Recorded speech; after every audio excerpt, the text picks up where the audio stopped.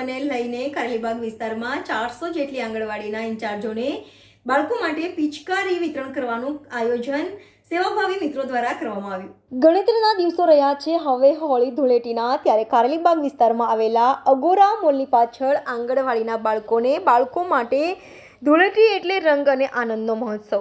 આ ધૂળેટીના આનંદ માટે આંગણવાડીના બાળકો માટે સેવાભાવી મિત્રોના સહયોગથી વિવિધ વિસ્તારના આશરે 400 જેટલા આંગણવાડીના નાના બાળકોના ઇન્ચાર્જશ્રીઓને ધૂળેટીના આનંદ માટેની પિચકારી આપવાનું આયોજન કરવામાં આવ્યું છે, જેમાં આંગણવાડીના બાળકોને ખજૂર, ધાણી, ગુલાલ અને પોષણયુક્ત આહારનું વિતરણ કરવામાં આવ્યું હતું. આ સમયે નિકીર ફાઉન્ડેશનના ડોક્ટર રોહન શાહ ઉપસ્થિત રહ્યા હતા અને આ સમગ્ર કાર્યક્રમનું આયોજન તેમના દ્વારા કરવામાં આવ્યું હતું.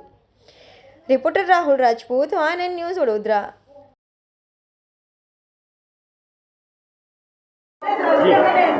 આજે ધૂળેટી નિમિત્તે આંગણવાડીના છોકરાઓ સાથે પિચકારીનું વિતરણ, ધૂળેટીની મજા કરવા માટે એમની સાથે ગુલાલની થોડી મજા કરીશું અને આ હોળીનું આમ ઉત્સવ મનાવવા, પ્રસંગ મનાવવા માટે અમે દર મહિને કંઈ ને કંઈ એવું કંઈક કરતા હોઈએ છીએ.